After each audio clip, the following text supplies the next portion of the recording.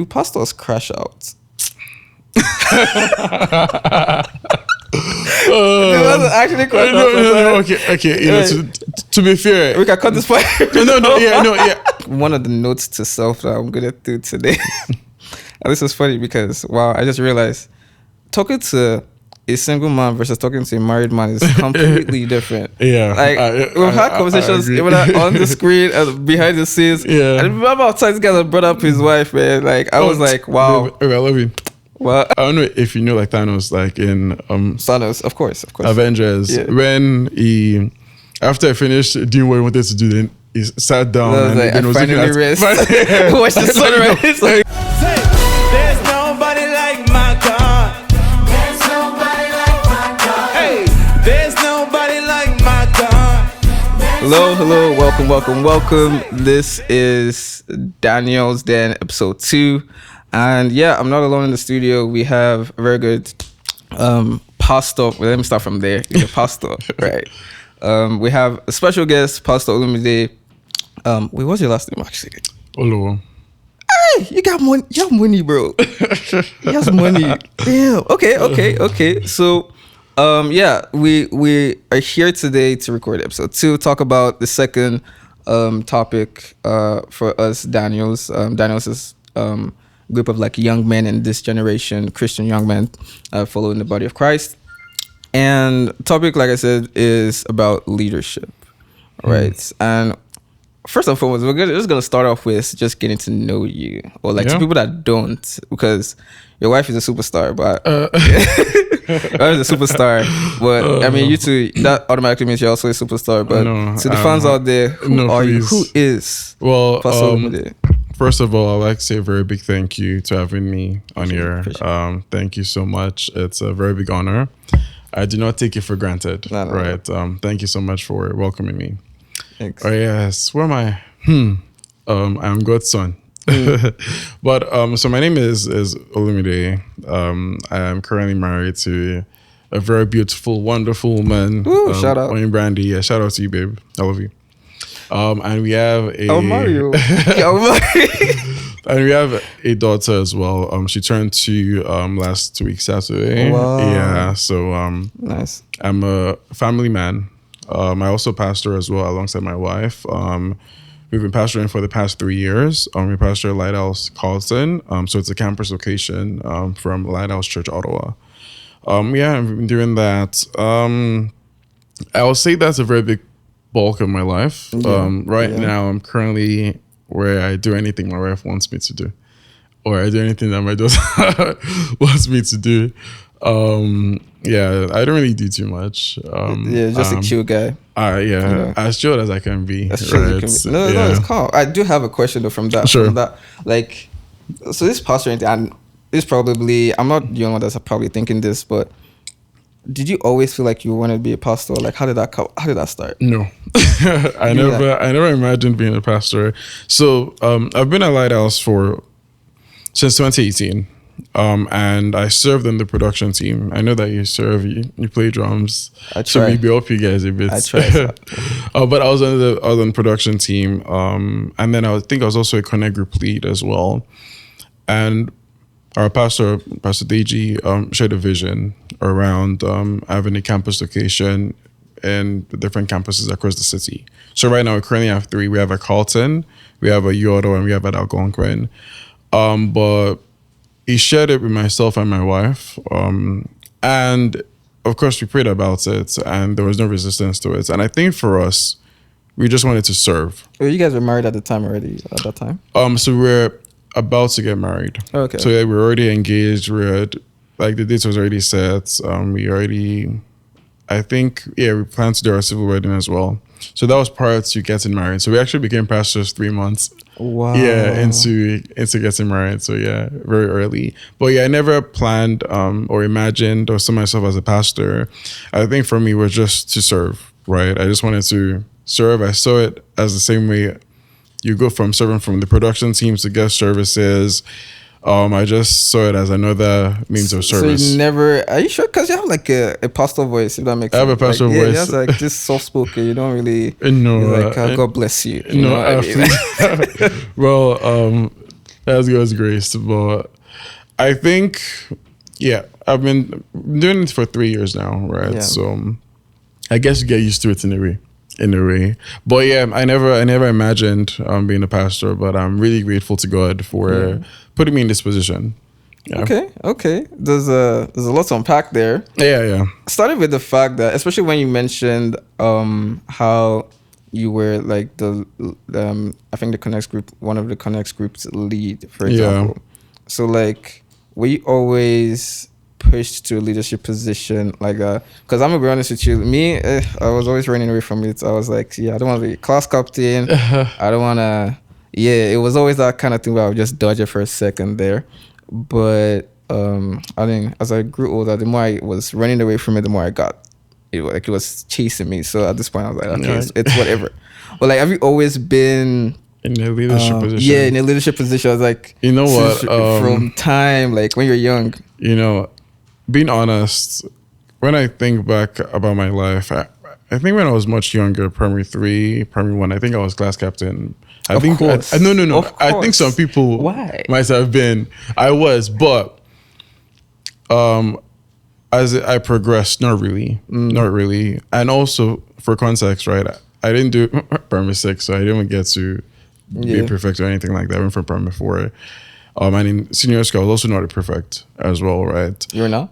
No, I was not a prefect. Seriously? Yeah, I was not a prefect. I have my money on that. No, I was not. So it's not something that I really actually thought about. It's not something that I really envisioned. I don't think I was one of those people that saw myself as a leader. I think I've always seen myself as, for lack of a better word, like a chief servant, right? If I need to do something, I'm willing to do it, right? But being as a leader is the chief servant, by the way, right? Because like you're serving, so don't think like leadership is bossing people around. True. No, it's the complete opposite. So I never saw myself like that, but I think at Lighthouse Church, when I was on production team, I was part of the leads at a point, and then I was a connect group lead for professionals.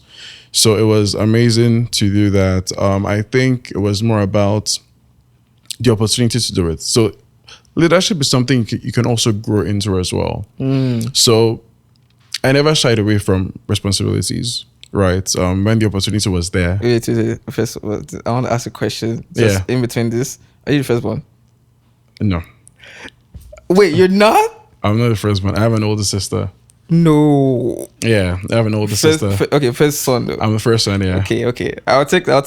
That's consideration. Because I actually thought you were first born. No, I have an older sister. So you're like second born. Toronto. I'm the second born. You're the most responsible second born I've ever met. Hey. No, because I literally thought you were the first born. Really? Well, you give up that vibe actually. At the very least. Yeah, I think I've heard people say that actually. Okay, so I'm not the only one. No, maybe because I'm just reserved in a way. Yeah. Maybe that's why it's a facade, guys. It's a facade. Well, yeah, you were saying with serving and No, yeah. So I was just saying that for me the opportunity was there, and at the end of the day, right, you just lean on God. I never shied away from responsibilities. I feel like if it's there, if there's someone that needs to get the job done and I'm available, why not? Yeah. And that was what got me here right now. Yeah, you're like, okay, sure, why not? But that's good. There's certain kind of characteristics about leadership that I'm not gonna lie, from a very young age, what was even getting me to for lack of a better word, run away from it was the fact that I saw how it was affecting the people that I knew in their position as leadership. There were sometimes they would put the leadership roles before themselves, and I was like, I don't know if I can do that. I don't know if I'm. So that sacrifice basically. Oh, okay. So you mean like they sacrificed a lot? Yeah. Yeah, just for that role, or like to do what had to be done at certain times and stuff like that. You know what I mean? No, I do agree. I think leadership does come with sacrifice, right? And that's why the intention and the reason why you're doing this is very important, right? If that is lost, then you're just chasing something around, right? So if you think about it, and that's why vision is also important in leadership as well, right? Because if I think about the assignment that God has called me to do, I understand there's a reason why he placed me here. There's something that needs to find expression on earth, right? There's something that I'm working towards. And you understand as well, you're not doing it for yourself, you're doing it for the Lord, because there is a mission, there is a vision around it. Yeah. So it's easier for you to make those sacrifices, right? Now, if someone is put in a leadership position and there's no vision around this, you're just, yeah, you're a lead, but you don't understand, okay, so how does this tie into kingdom work? What is God expecting of me? Okay, so why am I doing this? If that is lost, then it will be very tiring. It will be very tiring, right? Yeah. And that's why you'd feel like that, because in a way, right, it's like God has not given you that vision, or maybe God has not placed that expectation like on you yet, right? So that's why when you see someone making sacrifices, it can feel like a lot. But to them, it does not, because they understand that there's so much that God is expecting of me. No, you're absolutely right. Because at that time, I'll always be like, see, I don't want to stress that. Well, No, it's a lot, and that's why, and I don't know if I'm diving into some of the questions you'd ask, but that's why structures are also very important. Yeah, good. Don't worry. No, yeah, and that's why like structures are also very important as a leader, right? You know, I think I heard a man of God say that structures are things that it automates.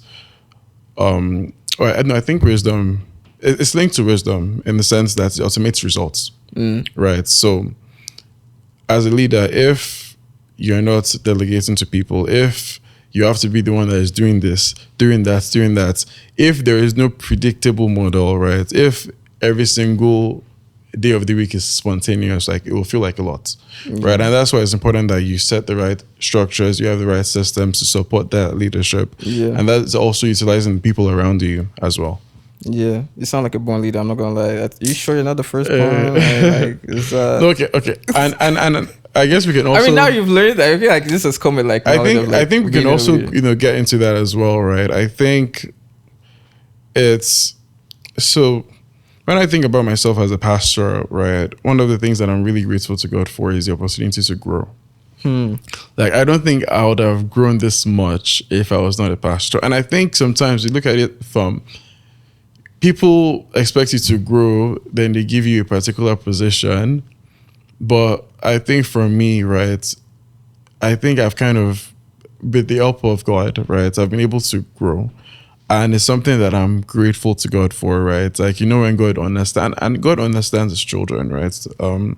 Because just like the way my dad might do with me might be different from how I would do with my brother or my sister. So God would deal with his kids. God understands the type of child that, okay, you know what, you need to grow first before I give you this. And God understands the type of person that, okay, you know what, let me put you in this position so you can grow. And that's an opportunity to also lean on God as well. And I'm that type of child. It's funny how you mentioned that. So what I'll ask is like, what was the thing about leadership that you had to, that you felt like you had to learn and relearn about it, that you were like, it does, maybe it kind of like clashes with your personality or something like that? Yeah, I'll say having tough conversations. Having tough conversations. Yeah, it's important. Like, you cannot run away from it. Like, anything you delay right now will come back to bite you in the future. And it's not just coming back the same way it came. It's going to come back with brothers and siblings. Like, it's going to come back worse. Wow. And I feel like with the type of personality I have, right? I don't like to see people feel bad. I don't like to make people feel bad. I don't like to see them sad. If I can do anything to make your situation better, I will do that. But and that comes back to the vision and the assignments, right? There are things that you might see that people might do that you know that for sure this is not aligned with the vision, with the assignments, and you need to curb that, because if that is not done, then it just spreads. It will spread. Then there's the wrong culture that's being formed, and then it just affects it a lot. So I think for me, having tough conversations was something that I really, really struggled with. I was like, yeah, I'd rather not have this.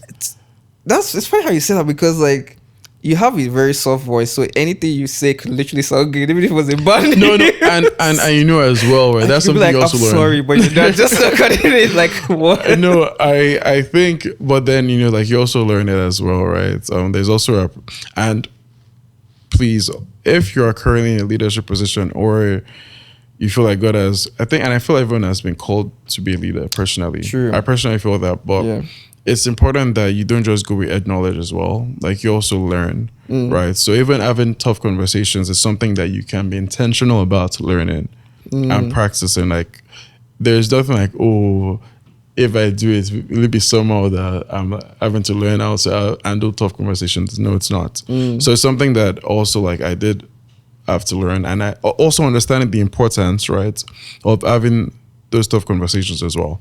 I'll tell you, mine was I think that was delegating, right? I had this I'll do it myself mentality, or like that was always like, oh, if I want to do something, I'll find a way to do it and do that. But when I was being pushed to leadership position, okay, to do this, now the art of delegating things or assigning this to this was now like, would they do it the way I want? And now, and I started seeing how people become micromanagers, and I was like, oh my days, I don't want to be that guy, but it looks like I am that guy. But and I feel like that's the thing as well, right? As a leader, because you have their expectations, right? But at the same time, too, you also have to give people an opportunity to learn. And one of the ways people learn is by making mistakes, right? And that's something that I've seen. Like, for me, if you're delegating to someone, right, I would rather delegate to someone that I know has a good heart and is willing to learn, makes mistakes, but I know they will learn from that, than to delegate to someone that I know does not necessarily, maybe right now, all that's in there is just pride, things that I know is not of God, but they'll get the job done, right? Because that in itself is not also a good balance. Like, you want people to be able to learn from their mistakes, and people learn from mistakes more than the things they actually get right. So I think it's something to also think about, right? It's an opportunity for them to grow as well, as long as they are not violating something that they should violate. And also too, I have like a time frame as well, because like they can't keep on making the same mistakes over and over again, right? So so having that balance and stuff, because I'll tell you now, that thing I had to relearn and learn over and over again, that it was like I had to get out of my own way, and God had to show me ways of how I could, well, God had to literally teach you how that it's as a leader, right? If you don't delegate, it will be a lot on you. Like, and I've seen this as well. I've seen it, right? Because being a pastor, right, so we do have leads as well. So when you don't delegate, when you carry the entire weight, right, it affects a lot. Can I ask you a question? Yeah. And this is like, I feel like this is a question that some people in the congregation will probably want to know, like, let's. So my question is like, because I liked how you mentioned how there's could be a lot. Do pastors crash out? Actually crash out. Okay. To be fair, we can cut this part. To be honest, yes, sometimes. Sometimes. Because at the end of the day, right, men of God are men at best, right? Like, yes, man, right?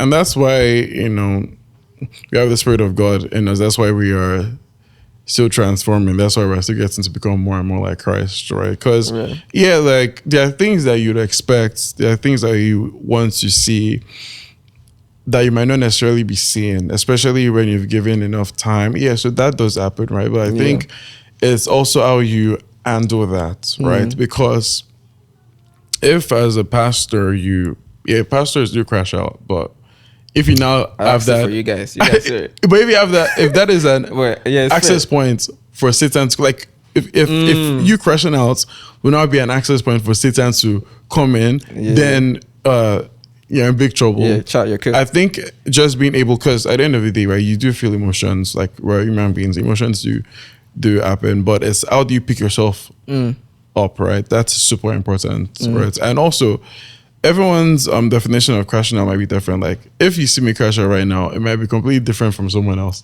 You get so true. So there's also the perspective of, okay, what does crashing out look like? If someone is crashing out and then they are trashing everywhere, that's not crashing out. That person needs to be checked into a mental institution, right? That's not crashing out. Extremely, so it's also like, so what does that look like as well? I mean, crash out, like, okay, you get overwhelmed and then at some point you just like kind of implode, but not too much, because everyone. To be fair, but you were right though. Like, pastors are human beings, and that's what a lot of people sometimes are blind to see, Yeah. and it's not even their fault because, as you know, or I don't know if you know this, but my parents are pastors, and I've seen how the ministry they've grown in it, and I've seen how it has affected them, how they tend to react and stuff like that. I've seen them in both sides, both as pastors and as human beings, as people, as my parents and stuff like that. And along with some of even my pastors' friends too, that they have their personalities, and I see what they're trying to do and how they're leading, and it's like, yeah, I understand if at some point you crash out a little bit, but like you said, it's always the picking up. You have to pick yourself back up, right? And also, right, understand, like, it's not easy. I'm not gonna. And also the words as well, right? Even if things are not going as well, like, don't release anything into the atmosphere with your words as well. And that's why it's very important that you have a system like of rest, even as a pastor, right? Like, you have to be intentional about, guarding that aspect of you. You guys take vacations? Being honest, we've been doing it for 3 years. Like, we're still pretty new, right? But no, yeah, I think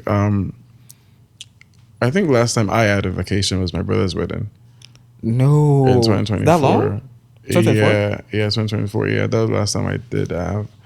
But right now, my priority is not having a vacation. There are things that I need to first shift first. Things need to shift. Fair. Then, like, I don't know if you know, like, Thanos, like in Thanos, of course. Avengers, when after I finished doing what I wanted to do, then he sat down and then was looking at rest. Watch the sunrise. Exactly. So that for me, that's like, for me to get a vacation right now, I need to just, I'm like, okay, I'll rest it just like that. Understandable. Yeah. So leaders do this. I think leaders rest at some point. You have to, like, you're human beings, right? Like, you have to protect yourself as well, right? There's something you mentioned while you were talking about, that you believe everyone. I actually do agree to that everyone is called to be a leader, right? And men in particular, I feel like that's a by default thing for every man. 100%. Like, you see, leading your home in itself, that's like a small congregation, right? Yes. So, like, you have to be a leader. Like, you don't have a choice. Like, you cannot run from it. Yeah. And if you don't step up, right, it would reflect in the way things shape out in your family. All right. So how for someone that is not a born leader, I'm gonna call you born leader. I'm sorry. To me, at the Facebook, I'm sorry, but like, so that's a born leader. Okay, for someone that's not that, what are some of the characteristics of? Because honestly, true leadership is God that teaches that. Yeah, it's God that teaches that, right? And you learn as you go, whether it's owning up to responsibilities, being accountable, having to delegate some things so you don't overwork yourself,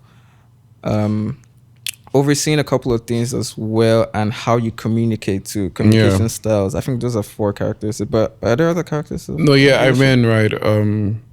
And those things that you mentioned are things that can be learned as well. Yeah. So being a leader, right, there's a communication aspect of it, being able to plan as well.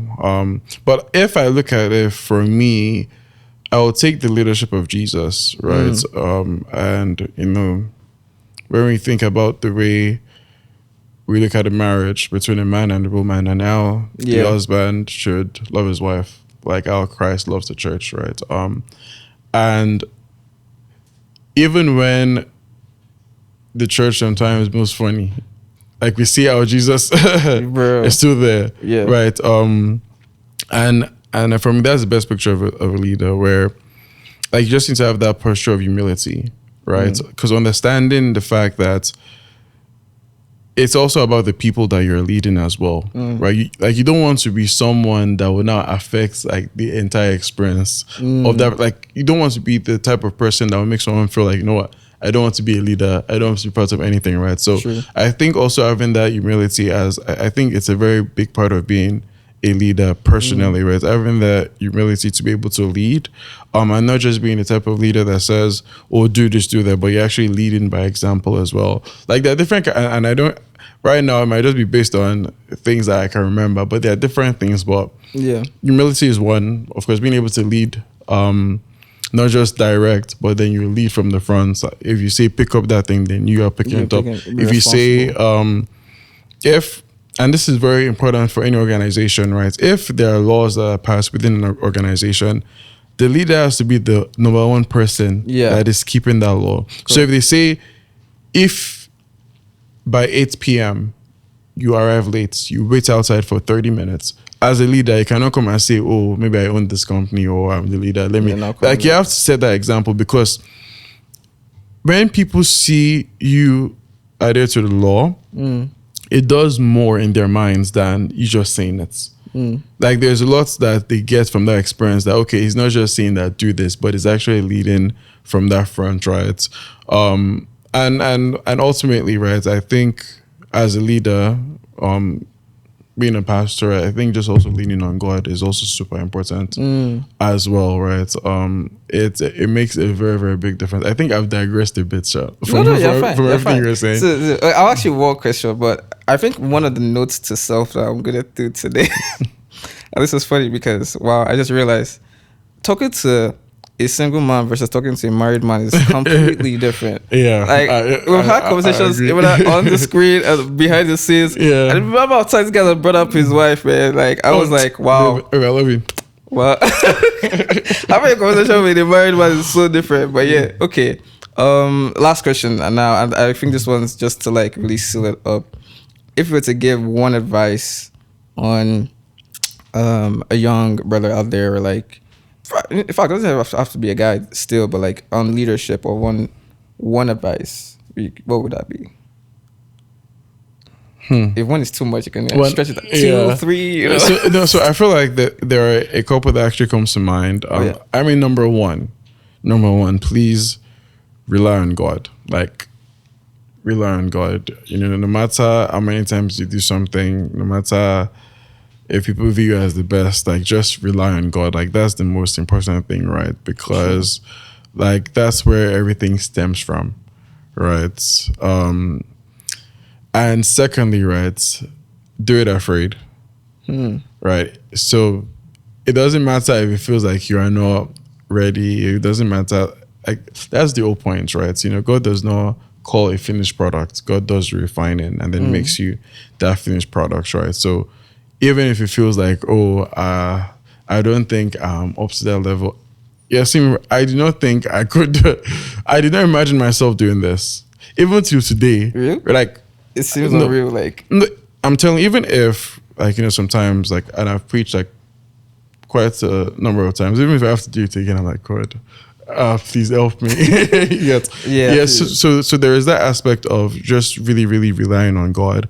And even if you feel like, I'm not ready, even if you just understand that there's a reason why God put that in your heart. There's a reason why God put that desire in your heart. And ultimately as well, the last advice is, don't lose the reason why you are doing it, the reason why you want to be a leader in the first place, because your intentions and your motivations, I assure you, it goes a very long way, right? If the intention with you being a leader is because you want people to see you as a leader, if self is the reason why you are saying, yeah, I want to be a leader, then it's not going to stand the test of time. Right. Yeah. But if the reason why you want to be a leader is because you know that it's rooted in Christ, you know that because God has put that desire in your heart, you know that the reason why God is calling you to leadership, which everyone is called, but the reason why God is bringing that into your heart is because it wants His will to find expression through you, then it's very, very important that you hold on to that. Like, your intention really, really matters, right? So right now, if you're at that stage where you're not sure, maybe, you know, God is calling you to be a leader, but you're not sure that your intentions are in the right place, your motives are in the right place, then please ensure that you ask God to help you with that, right? Because that would, play a very, very big role with how far you go as well.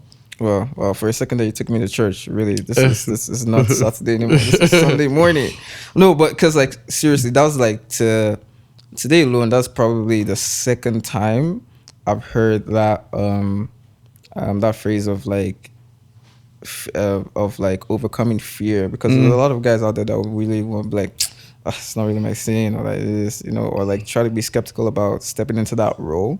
But God has put that role and responsibility in each and every one of us. I believe that He has to do far beyond for Him, right? Yeah. And which is still to your point where, you know, God will literally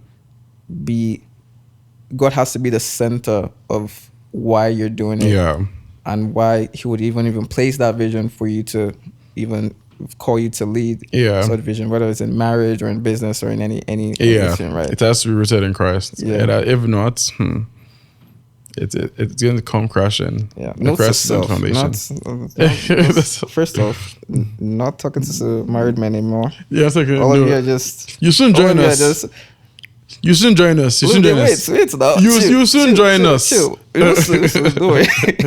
But yeah, this was actually really good, very insightful. Thanks so much for being a part of this. It's a pleasure. I really enjoyed it. We'll play FIFA after. Don't worry. Don't worry. Wait. No. You I need to go to retired. Sabi's house. Okay. See, I'm retired, guys. So anything that No, happens. you need to go to Sabi's house. No. Actually, okay. No. I actually want to go. Yeah. I need to, but I'm retired. You're retired.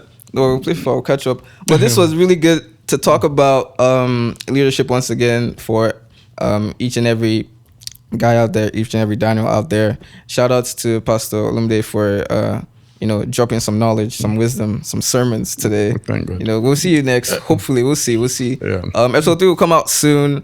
But stay tuned. This is Daniel's Dale once again, and signing off.